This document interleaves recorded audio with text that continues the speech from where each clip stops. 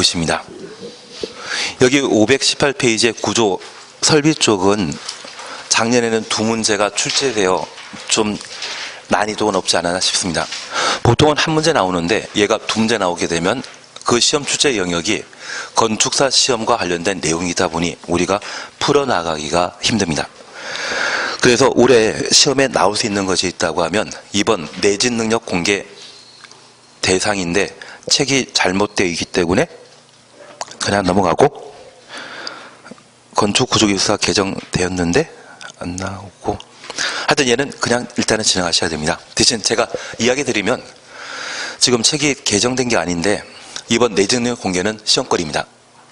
그래서 내진 능력 공개 나중에 개정된 걸로 한번 봐주셔야 됩니다. 그리고 옆에 페이지에 구조안전 확인 대상 건축물 양가로 2번이 서류 제출 대상인데 작년 출제되었습니다. 작년에 출제되었기 때문에 올해 나올 일 없을 겁니다. 대신 밑에 건축구조기술사 협력이 개정되었습니다. 그래서 얘 별표 해놓으시고 내진 능력 공개 별표 해놓습니다. 그리고 한 장 넘기십니다.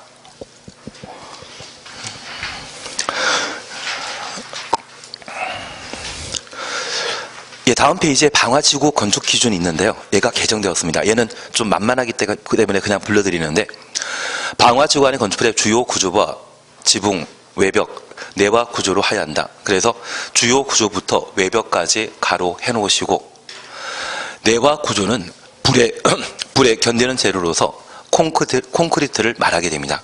그래서 올해 대폭 많이 개정되었기 때문에 얘를 한번 봐놓으셔야 할 겁니다. 그리고 한 장 넘기시면 3번 범죄 예방 기준도 올해 개정되었는데 얘는 작년에 시험에 나왔기 때문에 올해 나올 일은 없을 겁니다. 그래서 개정 사항이 얘도 반영되지 않았지만 그냥 이건 안 나올 거니까 그냥 지나가시고, 그리고 528페이지 보시게 되면 제5절 양가로 3번 보시니 피난용 승강기 찾으셨죠? 피난용 승강기가 작년 10월 달에 개정되었는데 올해 개정 사항으로 시험에 나올 만합니다. 그 중에 고층 건축물 동그라미 놓으시고 승용 승강기 중에 한 대 이상을 피난용 승강기로 설치하여야 한다. 피난용 승강기 추천했습니다. 승용 승강기 추천했습니다. 그래서 고층 건축의 말과 승용 승강기라는 말을 봤을 때 피난용 승강기의 설치 대상이다. 그렇게 확인해 주시고, 얘는 승강기를 이용하는 승강기 운행하는 공간이 있습니다. 그것을 법에서 승강장이라 표현하게 되는데 저 승강장의 면적이 6제곱미터 이상 돼야 됩니다. 다른 건 필요 없지만 피난용 승강기의 승강장 면적은 6제곱미터 이상이다. 그렇게만 하나 추가해 놓습니다.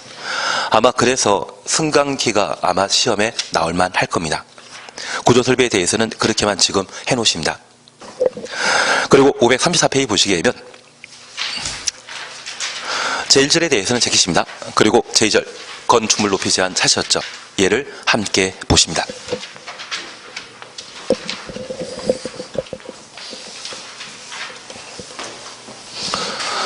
사실 우리가 건축 제한에 관한 내용을 함께 보시는데 이 건축 제한은 보통 시험 문제 나오게 되면 3문제 이상의 시험에 출제되게 됩니다.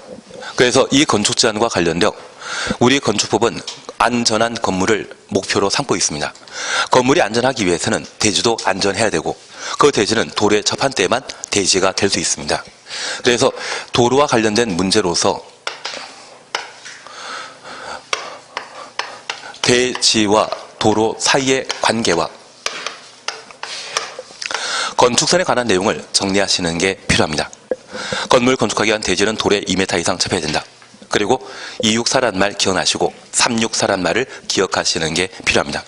그리고 건축선과 관련되어서는 대지와 도로 사이의 경계선을 건축선이라 한다는 말과 지정 건축선, 특히 소유업에 미달되는 도로에 접해 있는 대지의 경우에는 대지 중 일부를 도로용지에 제공해야 되기 때문에 실질적인 대지 면적 계산하는 것을 시험에 내게 됩니다. 그리고 건축선과 관련된 효과로서 건축물은 건축선의 수직면을 침범할 수 없습니다. 지표 아래의 경우는 예외 인정한다라는 것을 잡아내셔야 됩니다. 그리고 두 번째, 대지와 관련된 내용을 우리가 함께 보셨는데 이 대지와 관련되어서는 조경에 관한 문제를 함께 보셨습니다. 조경 대상은 면적 200제곱미터 이상인 때 조경해야 되고, 공장과 관련되어서는 작은 건물인 때 조경 의무를 생각합니다. 연면적 합계는 1500제곱미터 미만, 면적 5000제곱미터 미만에 건축하는 공장은 조경 의무를 생략하고, 물류시설 기억나시겠습니까? 연면적 합 1500제곱미터 미만인 때, 특별히 주거지역, 상업지역의 경우는 규모에 관계없이 조경 대상이라는 걸 잡아내셔야 됩니다. 그리고 대지 분할과 관련되어서는 이렇게 이해해 놓습니다. 나대지 분할하는 때는 국토계획법에 따른 개발행위 허가 받아야 되고요. 건물 있는 대지를 분할하는 때는 건축법을 적용하도록 되어 있습니다. 60, 150, 200제곱미터에 못 미치는 분할할 수 없다. 그래서 건축법 적용 대상과 국토계획법의 적용 대상을 각각 구분하시는 게 필요합니다. 그리고 건축물과 관련되어서는 건축물의 구조, 설비에 관한 내용을 함께 살펴주시는데, 특별히 건물 건축하게 되었을 때 지진 얼마까지는 견딜 수 있는지 내진 능력을 공개하도록 되어 있습니다. 여기 내진 능력 공개 대상은 우리 교재가 좀 반영하지 않았는데, 2층 이상이거나 연면적 200제곱미터 이상의 건축물은 사용 승인 후 즉시 내진 능력을 공개하도록 되어 있습니다. 다만 이 내진 능력 공개와 관련되어서는 작년에 시험에 나왔던 것으로서 2210이라는 게 있습니다. 구조안전 확인서류 제출 대상이 있는데, 그것 토대로 해서 만들어진 것으로 보시고, 얘는 29회 때 시험에 나왔기 때문에 올해 나올 일 없을 겁니다. 저쪽을 한번 봐놔야 됩니다. 그리고 두 번째입니다. 제가 안 하긴 안 했는데, 건축 구조 기술사 제도가 있습니다. 안 한 건 일단 넘어갑니다. 대신 올해 개정되었기 때문에 아마 시험에 나올 수 있을 겁니다. 나중에 다시 한번 보는 쪽으로 하시는 게 필요하실 겁니다. 그래서 그냥 건축 구조 기술사 확인 대상에 관한 내용을 한번 살펴주시고, 최근 개정된 사항으로 방화지구와 관련된 건축 제한을 보셔야 됩니다. 그리고 승강기와 관련되어 우리 건축법에서는 승용 승강기와 비상용 승강기, 그리고 가장 최근에 개정된 사항으로 피난용 승강기 제도가 있는데, 각각 설치 대상과 설치 방법에 관한 사항을 어느 정도 정리해 주시는 게 구조 설비에서 출제될 수 있는 최대 두 문제를 해결할 수 있습니다. 그냥 제 자랑이라 생각하시는데, 작년에 여기 나오는 두 문제는 한 우리가 30문제 정도 문제 풀었을 때 두 문제 다 나왔거든요. 그리고 하나는 정답이 제가 냈던 모의고사 똑같은 정답이 나온 적이 있습니다. 그래서 어차피 이쪽은 해 나가시게 된다고 하면 다 하는 것은 건축사 영역이기 때문에 우리 수험 범위를 벗어납니다. 그래서 최근 개정사항이나 출제 경향에 맞춰서 일부만 보고 마십니다. 내가 공부했던 게 안 나오면 찍으시면 되죠. 찍는 건 잘하지 않습니까? 그래서 여기까지만 해버리시는 게 제일 좋은 공부 방법일 겁니다. 예, 그리고 우리가 다시 하나 봐주실 것이 있습니다. 이러한 건축물과 관련되어서는 건축법상 건축물의 높이를 제한하고 있습니다. 그래서 이제 우리가 함께 보시는 게 높이 제한이 되게 됩니다. 이러한 건물에는 다양한 규제가 적용되게 되는데, 특별히 건축주가 좋은 일을 했다라면 그 규제를 풀어줄 수 있거든요. 특히 나라에서 만들어야 될 공원을 건축주가 대신 만들었다고 하면 해당 건물에 적용될 수 있는 용적률과 높이 제한 규제를 1.2배 완화할 수 있다는 것 기억해 놓습니다. 얘가 시험거리로 대두되었다면 나머지는 사실 몰라야 되는데, 이 규제 완화와 관련되어서는 우리가 특별 건축 구역 제도와 그리고 특별 가로구역이 있는데, 특별 가로구역은 오지 순단 문제를 만들지 못하기 때문에 신경 쓸 필요 없습니다. 그리고 건축 협정과 결합 건축 제도가 있습니다. 건축 협정과 관련되어서는 최고 연령 사이에 두 문제 출제했기 때문에 올해 시험 가치가 대폭 낮아졌고, 결합 건축은 단독으로 시험 문제는 만들지 못합니다. 그래서 건축협정과 결합 건축을 조합해서 만드는 종합 문제라면 가능한데 단독 시험거리는 못됩니다. 그리고 특별 건축구역도 최근 시험에 출제한 적이 있기 때문에 올해 시험에 나오는 얘 하나면 충분하지, 나머지는 몰라도 상관없을 겁니다. 대신 이쪽 부분에 대해 좀 불안한 게 있다고 하면 이 4개 규제 완화와 관련된 사항들을 한번 일률적으로 한 번은 훑어주셔야 됩니다. 그래서 아마 2월 달에 한 장짜리 받으신 게 있으실 겁니다. 어디 먼지 많이 쌓였겠죠. 그걸 한번 보시면서 나중에 이 부분들을 한번 점검해 나가시는 게 필요하십니다. 그리고 마지막으로 이런 건축 제한 규정은 모든 건축주가 준수해야 되고, 이러한 건축법에 적합한 건축물을 우리 건축법에서는 기존 건축물이라 하고, 불법 건물이 만들어지게 되면 위반 건축물이라 하는데, 이러한 위반 건축물과 관련되어서는 철거 등의 시정명령의 대상이 되고, 저 시정명령에 불응한 때는 이행강제금을 부과 징수하게 됩니다. 그런데 이 이행강제금도 최근에 시험에 출제한 적이 있기 때문에 또 나오기가 좀 애매합니다. 이것 작년에 시험에 나왔거든요. 올해 나오겠습니까? 안 나오겠습니까? 안 나온다면 결국 우리가 기억하실 것은 공개 공지 쪽에서 시험 출제거리를 한번 잡아가시는 게 필요합니다.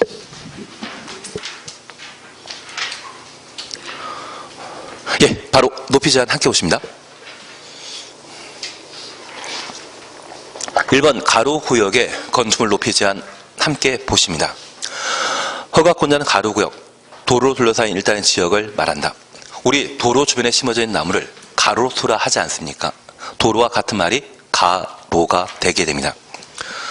그래서 통상 건물 건축하기 위한 대지는 한쪽 면만 도로에 2m 이상 접하면 되는데, 이 대지가 사방 모두 도로에 둘러싸여 있다고 하면 이곳을 가로구역이라 하고, 우리 학원이 바로 가로구역에 위치해 있습니다. 제2롯데월드의 경우에는 이 가로구역 전부를 건물 한 동 건축하는데 사용했지만, 일반적인 경우는 이 가로구역에 여러 필지의 대지가 존재합니다. 그런데 이 가로구역에는 대지에 드나들 수 있는 출입통로가 많기 때문에 효용 가치가 높거든요. 이러한 곳에는 좀 높은 건물 건축할 필요 있지 않겠습니까? 그래서 가로구역 단위로 다음 기준에 따라, 대통령이 정하는 기준에 따라 건축 높이를 지정 공고할 수 있다. 2번, 3번 묶어놓습니다. 2번 가로구에 접하는 도로의 너비, 3번 간선시설 수용 능력, 이 두 가지를 각각 살펴놓습니다. 그러면 이제 우리가 다시 하나 봐주실 것으로 건축물 높이 제한과 관련되어 첫 번째 가로구역의 높이 제한입니다. 여기 가로구역은 사방 모두 도로에 둘러싸인 땅을 가로구역이라 합니다. 이러한 가로구역에는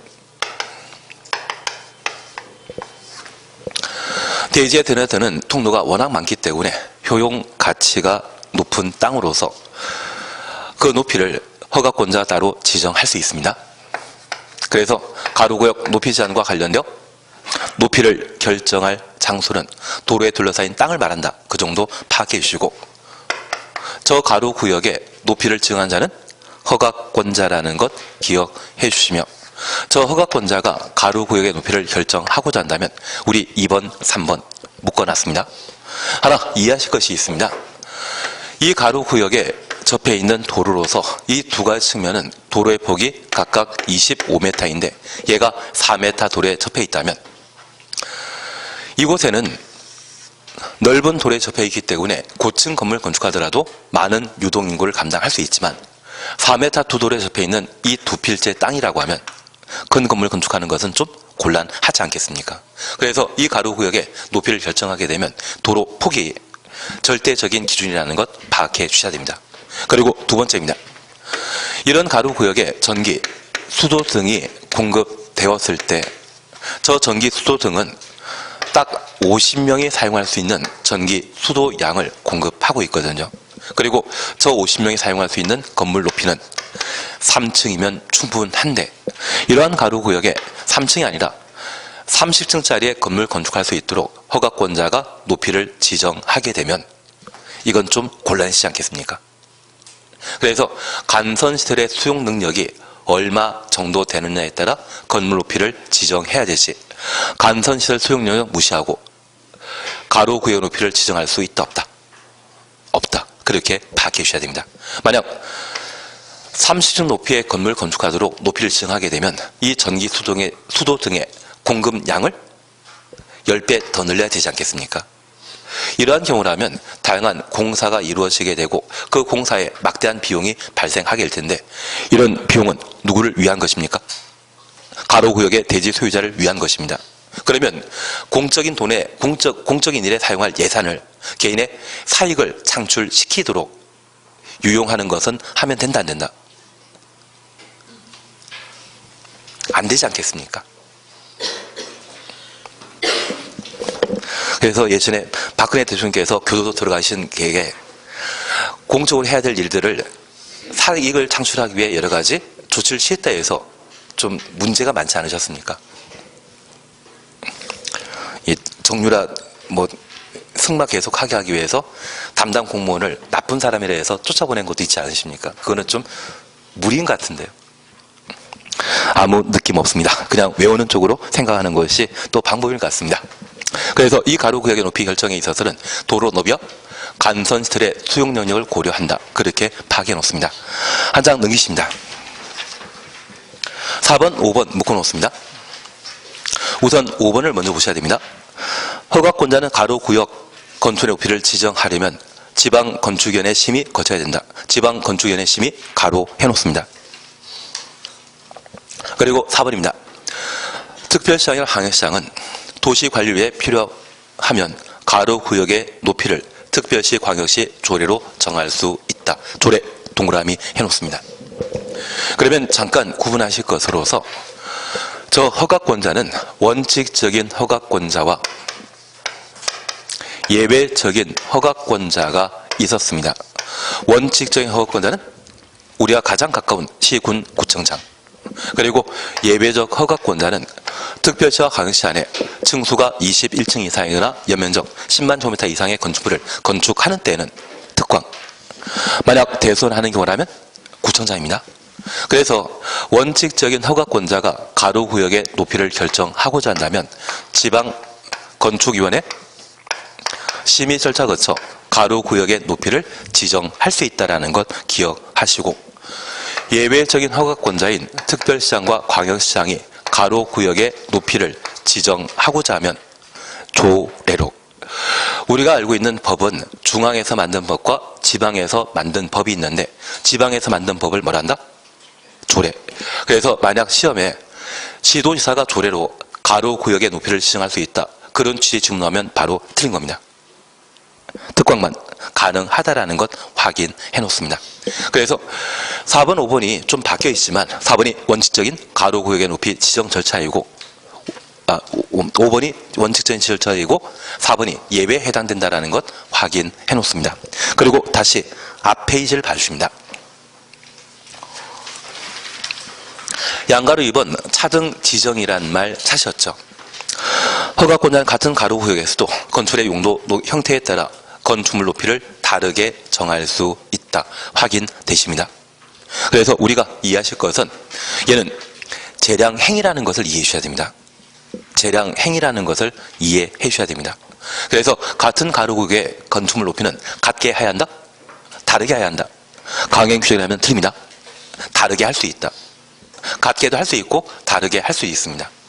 그래서 우리 학원이 있는 건물의 가로구역인데 이곳의 건물 높이는 죄다 동일하지만 길 건너편에 이마트 있고 다른 상가 건물 있을 때 건물 높이 서로 다르지 않습니까?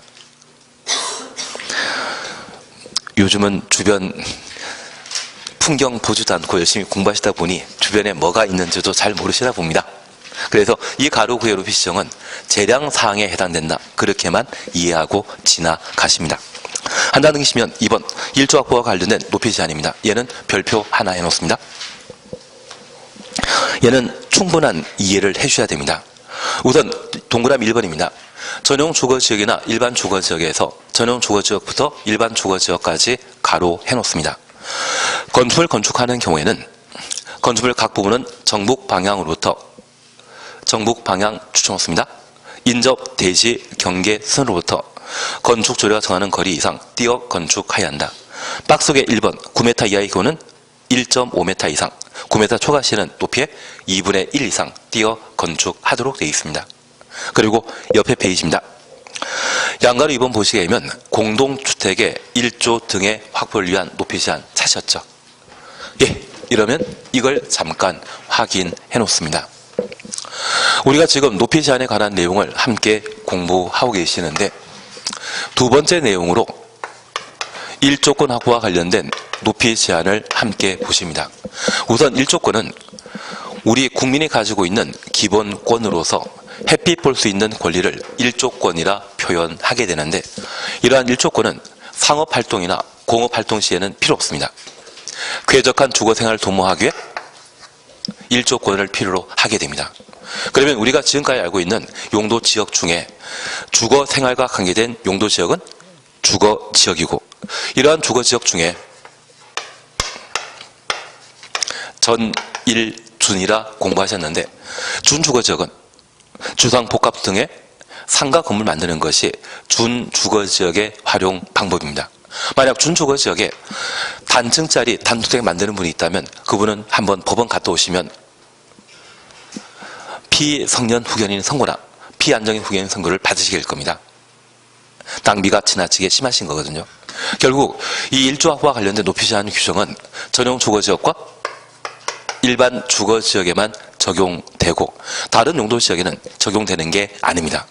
그러면 이 장소와 관련되어 전용 주거지역과 일반 주거지역에 건축되는 건축물은 건물의 종류와 관계없이 전부가 1조 확보에 관한 높이 제한 규정을 적용받게 됩니다. 그리고 두 번째입니다. 저 1조 확보와 관련된 높이 제한을 적용하는 건축물은 당연히 주택이어야 되는데 얘는 규제이거든요. 규제이거든요. 그런 규제를 단독택은 감당할 수 있다 없다. 너무 규모 작기 때문에 단독택은 감당하기 곤란하거든요. 그래서 아파트를 포함한 공동주택에만 적용하게 됩니다. 그래서 공동택에 해당된 용도라면 어디에 건축하건 관계없이 1조 확보에 관한 높이 제한 규정을 적용하게 됩니다. 추신 이해되시겠습니까? 1조권은 뭐와 관계되어 있다? 주거생활과. 그러면 주거생활이 필요한 장소가 준주거지역 뺀 전용주거지역과 일반 주거지역이고 공동택이 1조 확보에 관한 높이 제한 규정 적용 대상이라는 것 파악해 놓습니다. 그러면 전용주거지역과 일반 주거지역에는 정북 방향의 인접 대지 경계선으로부터 건물 높이에 따라 일정한 거리에 띄어 건축하도록 되어 있는데 건물 높이가 9m 이하인 때는 1.5m 이상 띄어 건축하고 9m 초과 시에는 높이의 2분의 1 이상 띄어 건축하도록 되어 있습니다. 그러면 이렇게만 잠깐 이해하십니다. 도를 따라 형성되어 있는 일반 주거지역 또는 전용 주거지역으로서 이곳에 도로가 남북으로 형성되어 있다고 하면 얘가 정북 방향의 인접 대지 경계선이거든요. 그러면 이번에 내가 20m 높이의 건물 건축하게 되면 9m 초과하기 때문에 정북 방향 인접 대지 경계선으로부터 10m 이상 띄어 건축하고 내가 9m 높이의 건물 건축하게 되면 정북 방향 인접 대지 경계선으로부터 1.5m 이상 띄어 건축하는데 우리가 민법 242조에는 대지의 건물 건축하는 자는 인접한 대지 경계선으로부터 얼마? 8m, 0.5m 이상 띄어 건축하도록 되어 있죠. 242조 공부하지 않으셨습니까?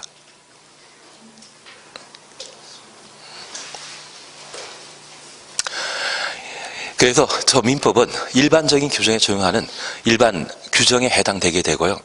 다만 이 건축법은 저 인접 대지 경계선으로부터의 이격에 대한 특별법 성격을 가지는 것으로서 민법 적용하는 것이 아니라 전용 주거지역과 일반 주거지역만큼은 건축법을 우선 적용하도록 되어 있습니다. 그리고 이 건축법 우선 적용하게 되었을 때 지금 일반법과 특별법 이해되십니까? 천천히 하십니다. 근데 나중에 한 5월달, 6월달 정도에 내가 모여서 봤는데 1차 순서가 잘 안 논다고 하면 그때는 남은 기간 동안 1차에 올인하시는 게 절반은 건질 수 있습니다. 다 공부하시다 보면 둘 다 떨어지는 경우가 있거든요. 그리고 내가 어느 정도 공부한 상태에서 취업 과목을 좀 좁혀서 올인하시게 되면 집중하시게 된다고 하면 학습 효과도 좀 높으시고요. 그게 좀 마음 편하게 공부할 수 있는 방법도 되십니다. 하여튼 학습량이 워낙 많긴 많기 때문에 이 시험이 아마 좀 성인이 보게 되는 시험 중에 가장 어렵다 해서 그냥 성인고시라는 이야기를 하고 있고, 특히 민법 같은 경우는 시험 문제 중에 한 30%에 40% 문제는 과거 사법시험에 나왔던 문제가 활용되는 경우가 많거든요. 그래서 가끔 사시 보시는 사람들도 자기가 틀렸던 사법시험 문제 유형이 우리 중개사 시험에 나오게 되면 자기도 놀랍니다. 맞춰서 변호사 됐는데 자기가 분명 사시 볼 때 그 유형 틀렸는데 우리 시험에 나오면 우리와 자기 수준과 우리 수준이 같다고 생각하는, 그렇게 크게 놀라는 경우가 많다고 하더라고요. 그래서 이게 좀 학습량이 많긴 많습니다. 대신 우리 100% 다 외워서 알고 할 필요 없거든요. 자신 있는 부분은 해결하시고 잘 모르면 찍는 방법이 있지 않습니까? 대신 찍을 때 우리 자신감 있게 번호 하나로 내리 찍으셔야 되지, 왔다 갔다 하시면 답 사이로 왔다 갔다 피해 다니십니다. 저도 사실 96년도에 대학 시간 강사 했었는데 처음 강의 맡았던 게 공대하고 자연계 계열 강의를 맡았었거든요. 생활법률 강의 맡았었는데 그때 법대처럼 논문식으로 시험에 쓰라고 한번 문제 내니까 제목만 쓰고 내용 쓴 친구들이 없었습니다. 그래서 공대 쪽은 이렇게 하면 안 되구나 해서 그다음에는 오지 쓴다 문제를 한번 내본 적이 있습니다. 답 사이로 막 피해 가가지고 이게 점수 줄 게 또 없더라고요. 그 다음부터는 OX 문제로 바꿨습니다. 그래서 수업 시간 중에 내리 찍으면 최소한 내가 C는 줄 거라고 이야기했는데 그건 되더라고요. 예, 죄송한 이야기인데 하여튼 아주 찍게 되면 번호 하나로 내리 찍는 것이 왔다 갔다 하시는 게 좀 안 좋지 않나 싶습니다. 그래서 우리 시험 어차피 1번부터 5번까지 평균에서 한 8문제씩 안분되어 있거든요. 내가 한 20문제 정도 풀었는데 1번부터 5번 사이에 가장 번호가 작은 게 있다고 하면 그 번호로 내리 찍는 게 몇 문제 더 맞출 수 있는 방법입니다. 그리고 학교 가면 내 실력 확인된 것이지 몇 점 맞았냐고 물어보는 것도 없지 않습니까? 그리고 항상 시험 끝나고 나서 올해 학교 가신 분들도 그러시더라고요. 한두 달 지나고 나면 공법 시간에 공부한 거 전혀 기억 안 난다고. 이건 시험용이지 실무용이 아니거든요. 그래서 민법 학교 가시면 되는 거지 그 민법을 내가 많이 알고 있다, 적게 알고 있다, 그거 필요 없습니다.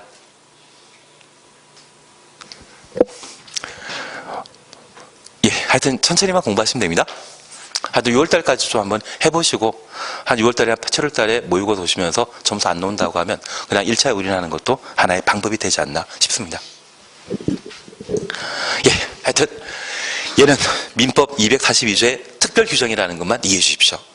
그러면 이렇게 전용 주거지역과 일반 주거지역에 건물이 배치되게 되면 이 건물 배치 위치는 보통 대지 남쪽입니다.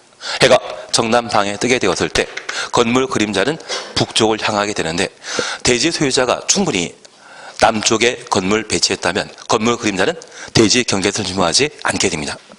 이런 일조학과 관련된 높이 제한 규정은 나를 위한 것입니까? 남을 위한 것입니까? 남을 위한 제도입니다. 그래서 전용 주거지역과 일반 주거지역에는 모든 주택에만 적용되는 것이 아니라 남을 위한 제도이기 때문에 주택이건 비주택인 관계없이 모두 정북방 인접 대지 경계선으로부터 일정한 거리 띄어 건축하도록 되어 있습니다. 그래서 그냥 재미로 예를 보십니다. 만약 이런 전용 주거지역과 일반 주거지역의 토지 형태가 세로 5m이고 가로 20m라고 하면 그 면적 100입니다.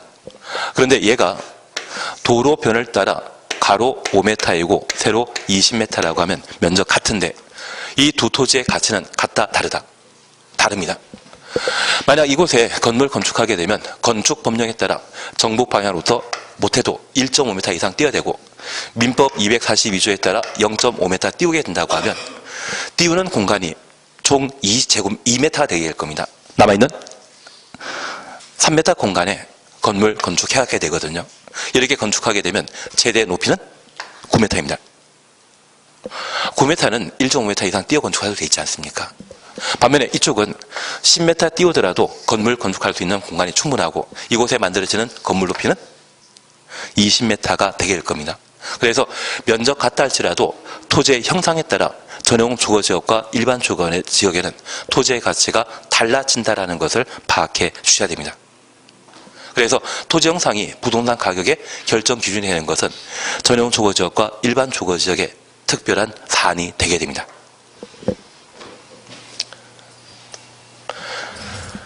정 안 되면 이거라도 외우십시오. 이거라도 외우십시오.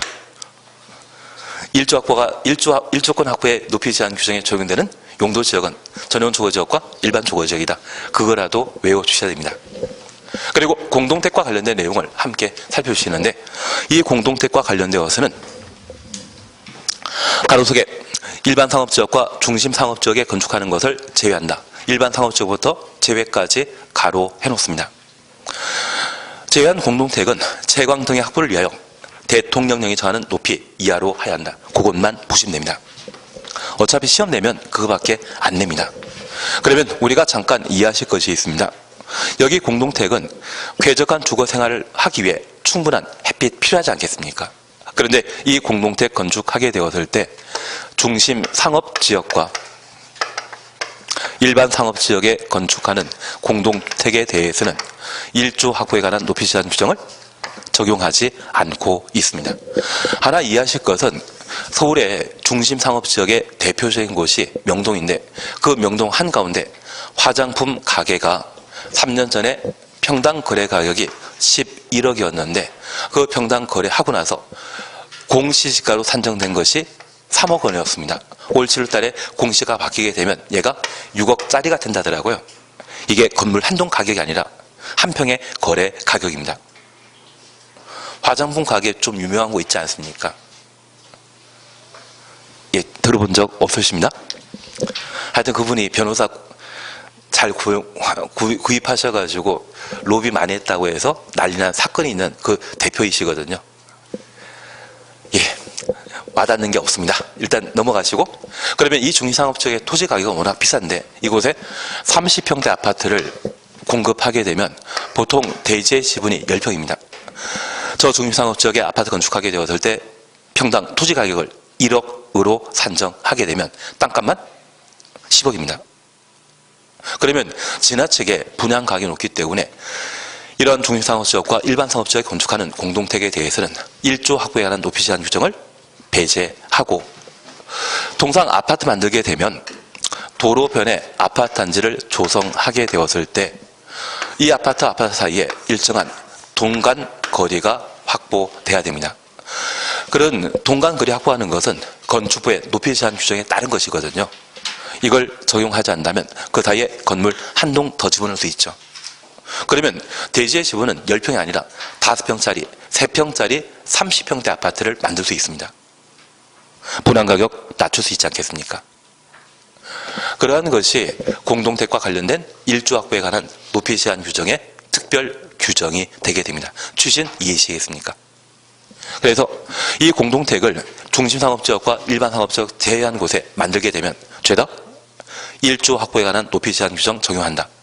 그래서 이 공동택은 공동택이란 특성상 어디에 건축하는 관계없이 1조 확보에 관한 높이 제한 규정 적용해야 되는데 아파트의 분양 가격을 안정시킬 목적으로 이 두 곳은 배제한다라는 것을 확인해 주시는 겁니다. 어차피 시험에 나오게 되면 그거밖에 안 나옵니다. 이해를 하셨으면 다른 거 볼 필요 없이 이것만 봐주시면 됩니다. 대신 나는 실력도 있고 머리도 좋고 다 한다고 하면 다 보는 것도 괜찮습니다. 근데 대신 제가 하나 이야기 드릴 것은 우리 시험에 85년도에 시행했는데 85년부터 작년까지 한 번도 안 나왔던 것이 그 뒷페이지 이야기거든요. 그래도 나는 다 하겠다고 하면 말리진 않겠습니다. 대신 출제 가능성이 있죠. 그리고 한 장 넘기셨으면 옆에 페이지에 5번 적용 제외라는 말 찾으셨죠. 2층 이하로서 높이 8m 이하, 2층부터 8m 이하까지 가로 해놓으시고 로서 동그라미 해놓습니다. 1조 등의 확보를 위한 건축 높이 제한을 적용하지 아니할 수 있다. 그래서 얘는 그냥 한번 확인만 하십니다. 얘가 예전에 신창원이 추록해서 신창원 때문에 한번 시험에 나온 적이 있는데 신창원이 지금 교도소에 잘 계시기 때문에 시험에 나올 일 없습니다. 그래서 아마 19회 때 한번 나왔던 것은 그때가 아마 신창원이 포위동 일대를 주름 잡고 다녔을 때 그때였기 때문에 시험에 나오지 않았나 싶습니다. 지금 필요 없는 이야기이기 때문에 제키십니다. 3절 특별건축구역과 관련되어서는 안 합니다. 그리고 건축협정 지금 할 필요 없을 겁니다.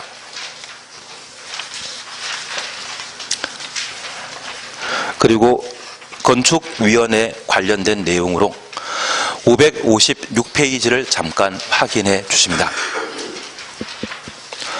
556페이지에 건축분쟁전문위원회 있는데 여기 건축분쟁전문위원회와 관련되어서는 딱 하나만 보고 마십니다. 조정기간인데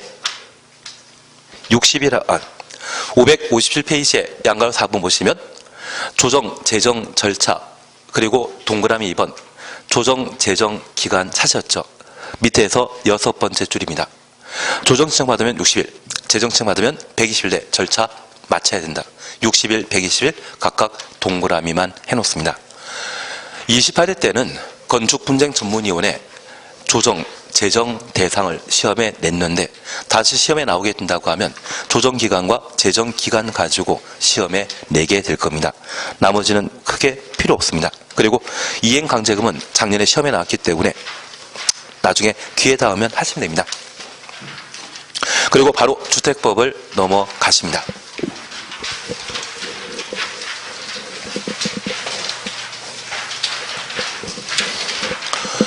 우선 주택법 보시게 되면 578페이지 찾으셨죠? 578페이지입니다. 우선 주택법의 제정 목적과 관련되어 두 번째 줄에 주택법은 국민의 주거 안정과 주거 수준 향상에 이바지함을 목적으로 한다.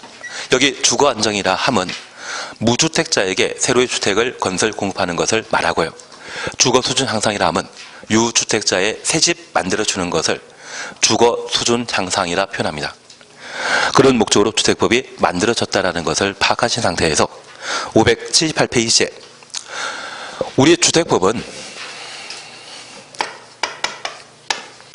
주택을 만들게 되었을 때 내가 살 집을 만들 때는 건축법에 따라 만들도록 되어 있고요. 내가 팔 집, 분양할 목적으로 주택을 건설하게 되면 주택법령에 따르도록 되어 있는데 저 분양할 목적으로 주택을 건설하는 호수, 세대가 30호, 30세대 이상일 때 사업계획 승인 받도록 되어 있고 그 미만인 때는 건축 허가받고 만들 수 있습니다. 그래서 주택법에 적용 대상이 되는 것은 파는 집이 30세대 이상 그걸 건설할 때 주택법 적용한다. 반면 분양하는 집이 30세대 미만의 경우는 건축 허가받고 만들도록 되어 있습니다.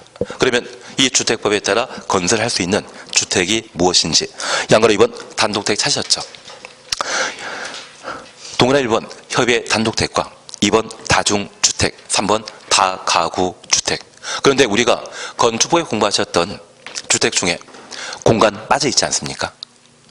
아무리 우리 남양시장이 훌륭한 분이랄지라도 그분이 살 집을 30호를 만들 필요 있다 없다? 없습니다. 그래서 사업계획 승인 대상 주택 범위에서 제외시킵니다. 그리고 3번 공동택입니다. 아파트 연립 다세주택 이 세 가지에 대해서는 사업계획 승인 대상에서 사업계획 승인 대상에 포함하는데 기숙사가 빠져 있습니다. 기숙사는 근로자 수로서 30세대 이상의 기숙사를 만들게 되면 고용자 소유이기 때문에 국민의 주거 안정에 기여하는 바 없고요. 그리고 기숙사 방 한 칸에 근로자 2명, 3명이 함께 살게 되면 주거 수준 향상과도 전혀 관계없습니다. 그래서 주택법에 따라 건설할 수 있는 주택 범위에는 공관과 기숙사는 포함된다? 빠진다? 빠진다라는 것 확인해 놓습니다. 그리고 4번 세대 구분형 공택은 별표 3개 해주시는데 2월 달에 제가 한 장짜리 드린 게 있거든요. 그게 개정된 게 반영되어 있습니다. 그것 때문에 올해 시험 문제가 나오게 될 겁니다. 그리고 얘는 쉬었다 하십니다.